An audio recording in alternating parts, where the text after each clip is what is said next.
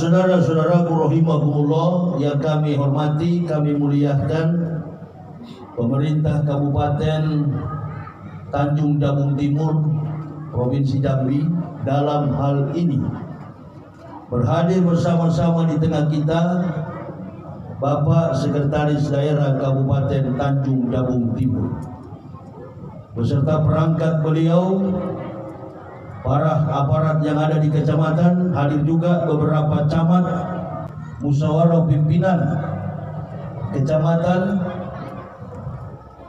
Bapak Kapolsek, Bapak Babinsa, aparat TNI dan Polri juga hadir bersama-sama dengan kita, dan tuan rumah dalam penyelenggaraan Maulud Nabi Sallallahu Alaihi Wasallam 1444 Hijriah atau bertepatan pada tanggal ini 31 Oktober tahun 2022 miladi.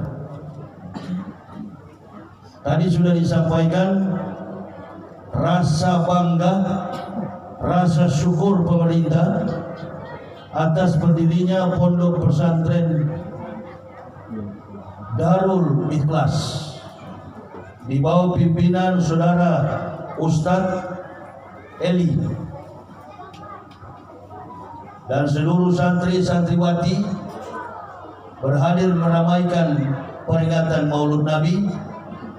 Para alim, para ulama, tokoh-tokoh masyarakat dan yang kami cintai, kami banggakan Ma'asyiral muslimin wal muslimah rahimakumullah. Sekilas dari apa yang disampaikan oleh Bapak Sekda tadi, saya dalam kondisi seperti ini begitu tiba beristirahat sebentar hadir di tempat ini. Konsumsi dakwah yang sering saya sampaikan hanya bertumpu pada dua aspek. Saya berceramah hanya menyampaikan pada dua titik persoalan. Apa yang dibacakan oleh qori atau qori'ah, dan yang kedua sambutan panitia atau pemerintah yang hadir. Pada kesempatan ini saya hanya menggaris bawahi apa yang dikatakan dalam satu kata, waspada, dan dikatakan Pak Sekda tadi. Karena negara kita ini semakin hari semakin tidak menentu. Ambisi, keserakahan, kedurhakaan mengundang petaka mubahalah dari Allah Subhanahu wa Ta'ala. Momen seperti inilah terjadi tidak kebetulan. Kekacauan dalam sistem berkehidupan pribadi, berumah tangga, bermasyarakat, berbangsa dan bernegara akibat dari kemerosotan akhlak dan moralitas manusia. Jadi tidak kebetulan kalau keadaan negara begini, keadaan dunia secara global, kita masuk pada bulan Rabiul Awal, Rabiul Akhir. Ada peristiwa yang setiap tahun kita laksanakan, yaitu Maulid Nabi Sallallahu Alaihi Wasallam. Apa yang dibicarakan di dalam setiap momentum Maulid Nabi tidak ada persoalan lain kecuali menitik beratkan pada aspek moralitas, akhlak mulia. Karena kehidupan manusia itu tidak stabil. Ada kalanya naik, ada kalanya turun.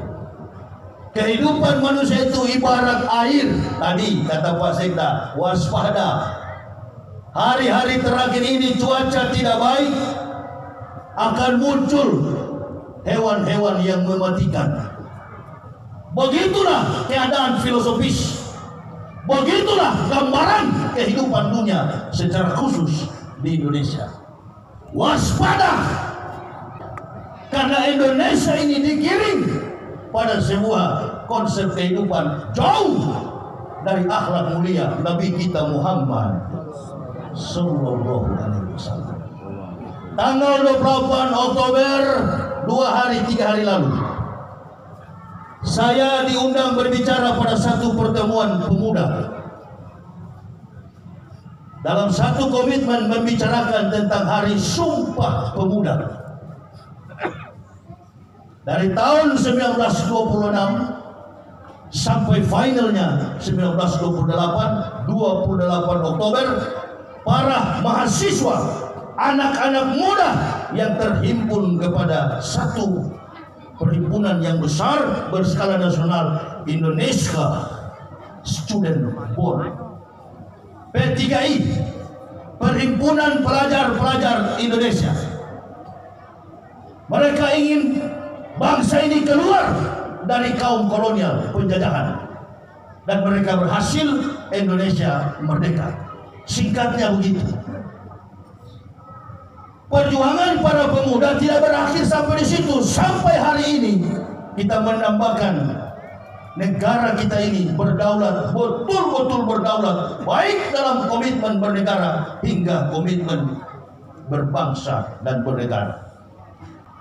Jadi berbicara tentang Nabi Muhammad tidak berbicara pada aspek agama Islam saja. Nabi Muhammad dihadirkan oleh Allah, yang percaya kepada beliau disebut mukmin Islam, dan yang tidak percaya kepada beliau mereka adalah golongan kafir. Tapi tetap saja komitmen dakwah maulud itu mencakup totalitas umat manusia. Bapak Ibu boleh perhatikan keadaan Indonesia sekarang ini. Tadi saya berbincang-bincang dengan seorang pejabat kepolisian, Pak Kapolsek. Berapa bulan kita lalui di tahun-tahun terakhir ini, banyak sekali kejadian yang menyeret aparat, yang menyeret pejabat-pejabat kita jatuh karena moral.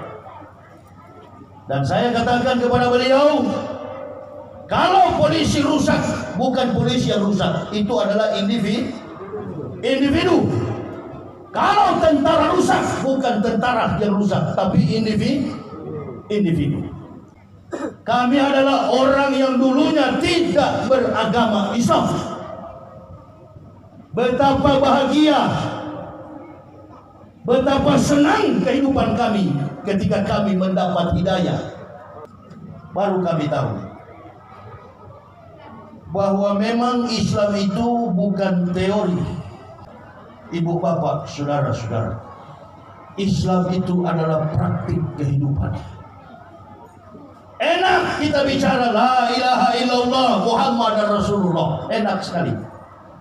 Tapi untuk mempertanggungjawabkan amantu billahi wa bima qala Allah taala, amantu bi rasuli wa bima qala Rasulillah sallallahu alaihi wasallam, tidak mudah seperti yang kita ucapkan. Tadi ada yang bertanya juga sama saya, bagaimana Ustaz lihat Islam di Indonesia saat ini? Islam di Indonesia secara kualitas sudah terpecah-pecah, sudah terbelah. Secara kuantitas, yes, masih mendominasi 98%. Tapi secara kualitas kita terpecah-pecah.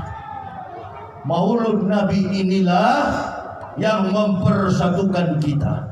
Ini bukan mazhab NU, ini bukan ajaran Muhammadiyah, ini bukan ajaran Naqsabandiyah, ini bukan ajaran Al-Wasliyah. Ini adalah ajaran bagi seluruh umat manusia. Ibu bapak perhatikan, 8 tahun, hampir 1 dekade, hampir 10 tahun rezim yang sedang berkuasa saat ini, mulai dari awal berkuasa hingga mau akhirnya, selalu dirundung dengan persoalan. Jangan salahkan individu. Saya sering katakan, kita tidak bisa menyalahkan presiden dan wakil presiden. Tetapi di samping para pemimpin kita ini, banyak sekali orang-orang bajingan. Allahu Akbar. Makanya saya nasihati istri anak saya, kita sekarang sudah beragama Islam. Allah berikan kita petunjuk, laqad anzalna ayatin mubayyinatin wallahu yahdi Mayasyu' ila siratin mustaqim. Lalu diberikan kami hidayah, petunjuk.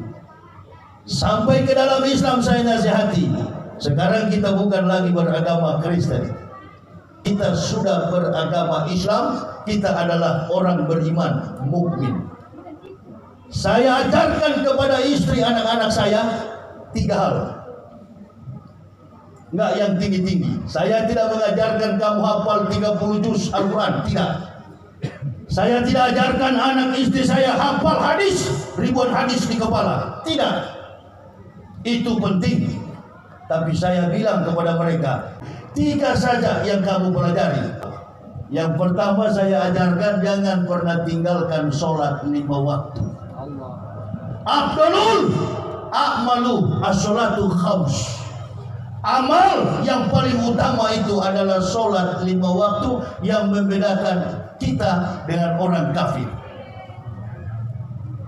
Laksanakan itu dalam kondisi dan keadaan bagaimanapun, karena Islam tidak mempersulit. Antum dalam keadaan sakit boleh sholat. Antum di atas pesawat, di kapal, di mana saja boleh sholat, karena Islam mengajarkan yang mudah, bukan yang menyusahkan. Yang kedua saya ajarkan, Anda sudah menjadi muslim, jangan coba-coba mengambil, mencuri barang yang bukan milikmu sendiri.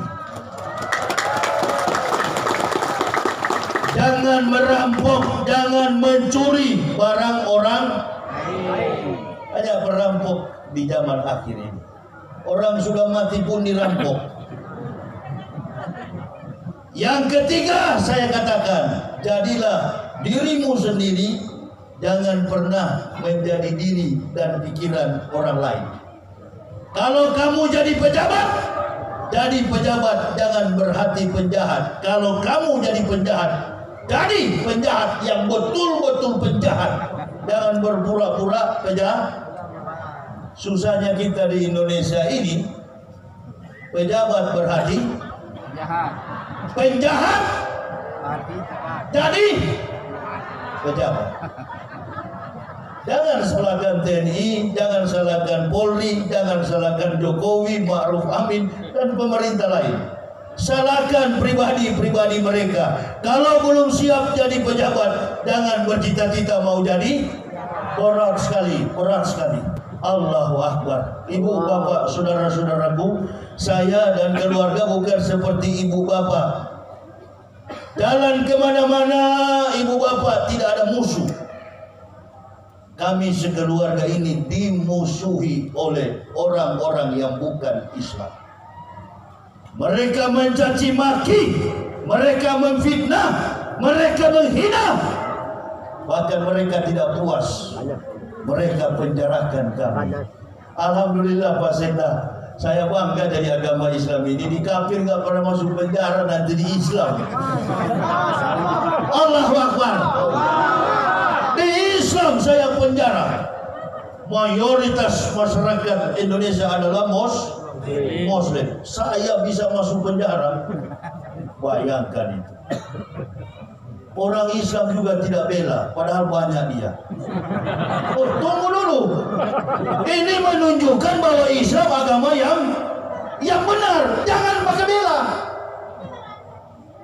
Jangan bela.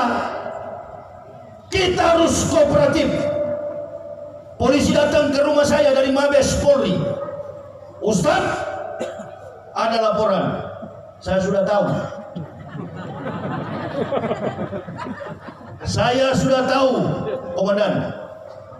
Jangan tunggu-tunggu, sekarang saya siap dibawa ke penjara. Saya berdakwah tidak pernah pakai pengawal. Saya sudah punya konsep sebagai orang Islam.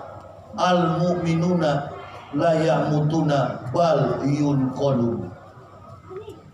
Seorang mukmin tidak pernah mati, tetapi mereka pulang kampung. Konsep itu yang saya jadikan sebagai landasan dalam perjalanan dakwah.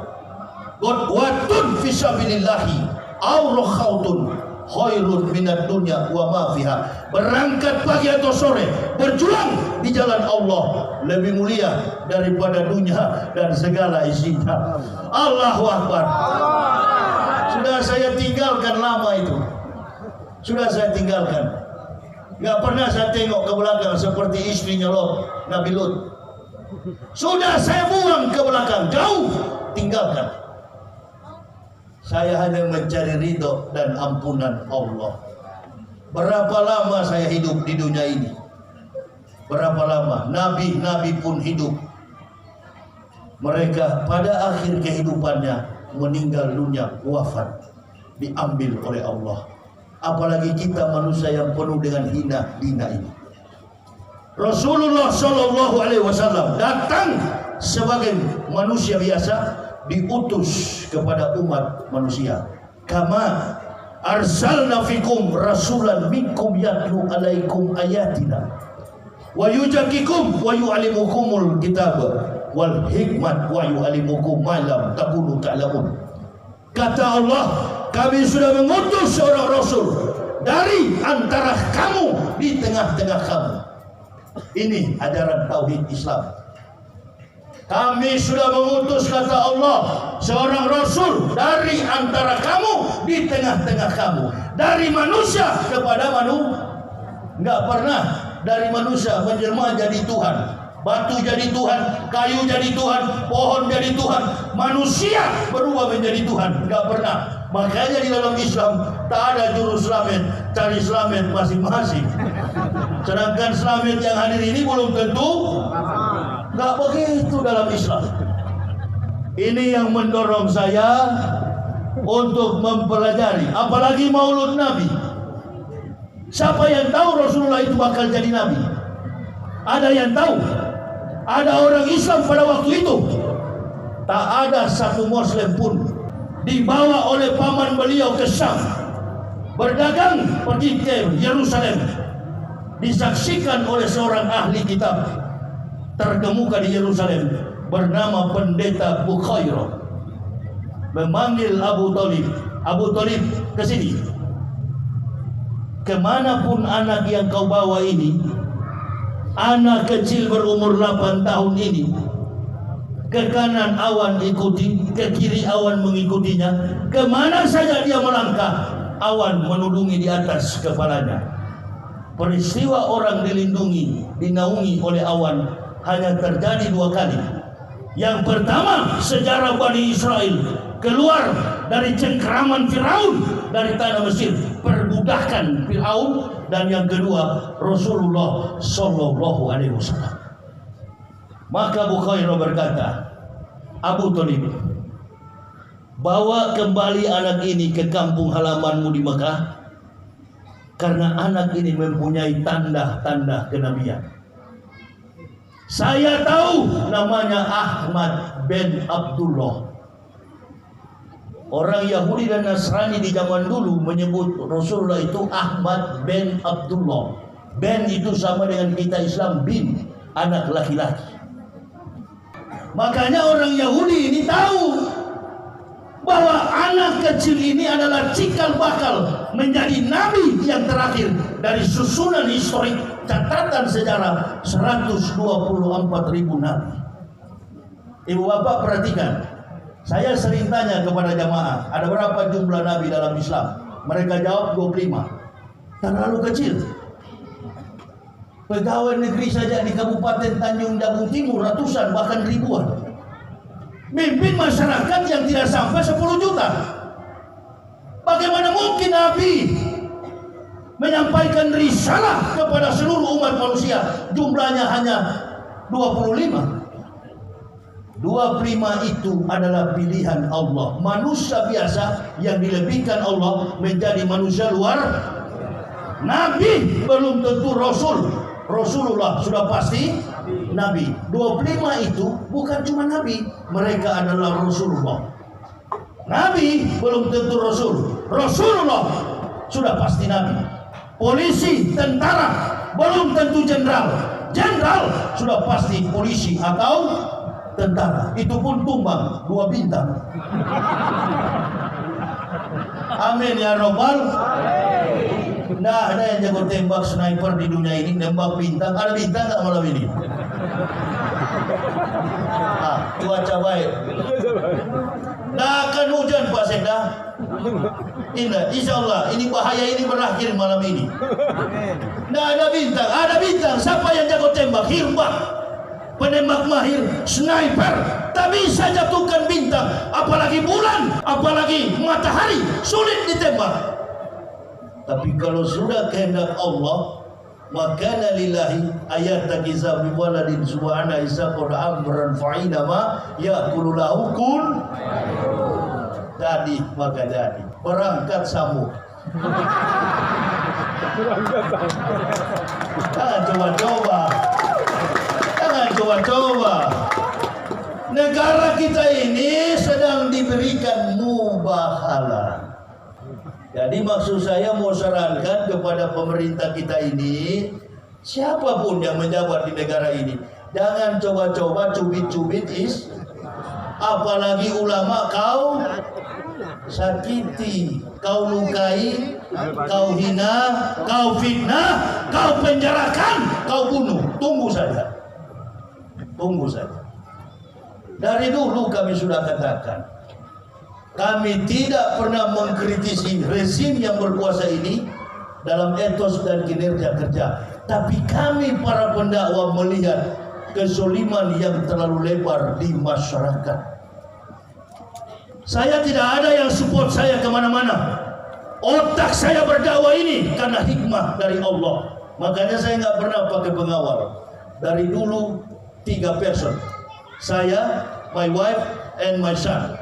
Saya, istri, dan anak kecil. He's my bodyguard. Itulah bodyguard saya. Bodyguard saya, tukang pukul saya, yang mendampingi saya kemana-mana. Umurnya 4 tahun. Jadi kalau Bapak Ibu mau ganggu saya, harus berhadapan dengan dia dulu. Kita ini bilang dakwah, tapi yang datang satu kampung. Kenapa? Kok sampai semua jemaah bertanya? Saya datang tadi di sini ada yang tanya, Ustaz mana sopirnya? Saya.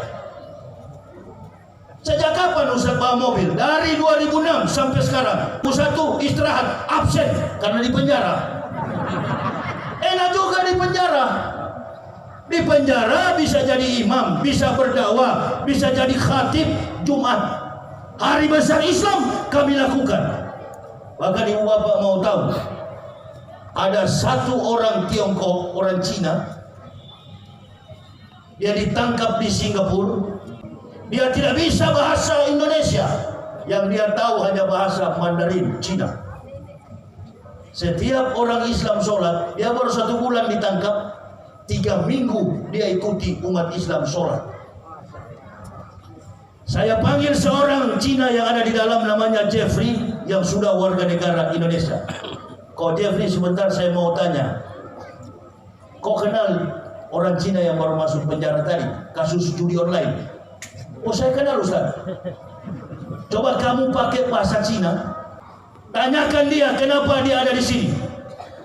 Kami mendirikan 2 masjid di Mabes Polri, satu di blok narkoba dan satu di pidana umum. Habib Rizik Syihab yang mendirikan masjid Rohul Jadid. Ditanya kepada si Cina, karena jemaah melapor saya, Ustaz, itu orang judi online, dia bukan Islam, tapi setiap sholat dia ada di baris belakang, saf belakang. Apakah sholatnya itu sah? Insya Allah lebih sah dari kita yang sudah muslim. Kok bisa begitu Ustaz? Nah ini yang kita sholat, yang lain masih tidur.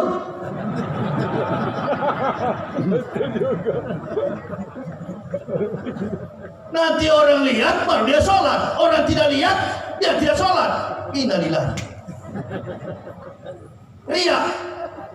Begitupun di Indonesia, sudah sholat bidah, kafir, maulud bidah. Nah ini nih, hanya berani kepada saudara muslim, tapi tidak berani membasmi kebatilan, termasuk mencegah kemungkaran orang-orang nggak berani.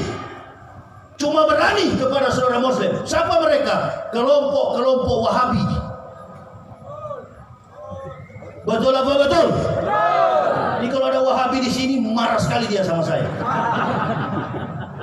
Nggak apa-apa kalau kau marah, baku hantam di jalan-jalan kita sini. Ini Umar bin Khattab saya ini. Ibu bapak belum tahu, saya masuk penjara bukan pelanggaran korupsi, saya tidak pernah membunuh orang, saya bukan narapidana. Tapi kadangkala Allah ingin supaya Ustadz, Nabi, Rasul merasakan jeruji besi. Ma sabak min musibatin illa biidnillah. Wa may yu'min billahi yahdi qalbuh. Wallahu bikulli syai'in alim. Masuk kamu walaupun tidak mencuri, masuk walaupun tidak bermaksiat, tidak melakukan dosa, diizinkan oleh Allah. Masuk saya penjara. Ditanya sama orang Cina, apa yang mendorong kamu untuk sholat? Apa dia bilang? Sejak umat Islam sholat, saya perhatikan terus. Kayaknya orang Islam ini biar susah, tenang hatinya. Masya Allah. Begitu saya coba ikut sholat subuh pertama, kata si Cina, hati saya tenang. Saya tidak peduli dengan hukuman yang diberikan hakim. Saya ingin setiap saat sholat. Jadi dia ikuti 5 waktu. Sudah ada yang melarang, tanya sama saya, Ustaz, kenapa tidak larang? Di Amerika dan Eropa, yang begini-gini, ribuan bahkan jutaan orang ahli perbintangan astronom. Seorang angkasawan, astronot, fisikawan, ahli fisika, matematikawan, ahli medikal, seorang dokter. Apa saja kompetensi mereka, intelijensi mereka di atas rata-rata, lalu Allah kasih hidayah. Bahkan ada orang bule yang tidak bisa tidur, kerjaannya cuma di laboratorium berpuluh-puluh tahun, sudah minum double L, sudah minum Valium obat tidur, nggak bisa tidur. Begitu dia mampir di masjid orang Indonesia, Indonesian Muslim Community Al-Hikmah Mosque. Kebetulan imamnya di sana itu Ogi, orang Makassar. Mega Ogi tahu? Mega nih. Oh, ada sapo. Ada. Hai. Asli nah. Baik. Lalu asli nah. Dia Manado. Menang nambang doang. Oh susah Manado masuk Islam, susah. Cerdas Rocky Gerung orang Manado, tidak, Allah kasih hidayah. Pintar dia, cerdas dia, ahli filsafat, semua jago-jago debat di Indonesia habis dihajar oleh Rocky Gerung. Apalagi kawan yang pakai ban Vespa di kepala putih kalah. Ban Vespa kalah. Habis semua. Tidak, Allah kasih hidayah. Rocky sudah tahu Islam benar, tapi Allah yang membolak-balikan hati manusia, nggak dapat hidayah. Saya yang bodoh ini Allah kasih hidayah, diberikan hidayah, masuk Islam bukan karena mau kawin. Ini masuk Islam karena mau kawin. Masuk Islam ikut-ikutan. Innalillahi. Saya meneliti secara sistematis, kontekstualis, rasional tentang kebenaran Kitabullah Al-Quranul Karim. Jangankan satu kata, satu titik Al-Quran tidak dapat diselewengkan oleh otak dan tangan manusia. Subhanallah. Kaget saya. Beberapa bulan lalu,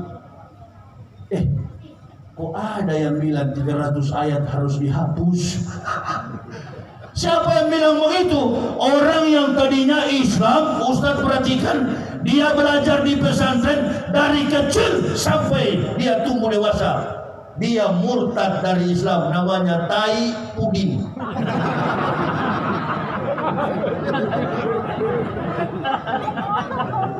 Begini. Ada macam sapu ya. Jangan marah. Begini, orang masuk Islam karena sudah kelebihan ya begitu satu kali. Ini di kampung juga, dan tidak usah pakai bahasa ilmiah. Orang masuk Islam karena pintar. Yang masuk Islam itu orang-orang cerdas, meneliti, selektif, dan kritis terhadap kitab mereka sendiri. Perhatikan, orang yang keluar dari Islam itu hanya 2 persoalan. Kalau bukan lapar, goblok. Otaknya tolol. Keluar dari Islam karena bodoh dan suka mencari dunia. Hubud dunia, rosukuli khotiat, cinta kepada dunia, akar dari segala kejahatan. Ini Taifudin lakukan. Makanya orang keluar dari Islam itu namanya Ente kalau bikin bersih ikan mau masak balado atau bikin kuah bolu balik. Ya, ikan apa di Makassar yang paling top itu? Ikan bolu balik tuh. Buah bandeng. Iya, balik bolu. Pokoknya ikan yang dibersihkan, apa yang pertama ibu bersihkan? Perutnya harus dibuang karena di perut ada kalau masak udang apanya yang dibuang? Perutnya, kepalanya, karena kepalanya ada udang. Jalannya bagaimana? Mundur. Inilah kabinet mundur.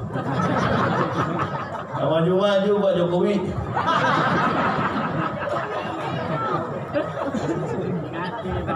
Susah sekali saya dari Jambi tadi nggak dapat solar saya.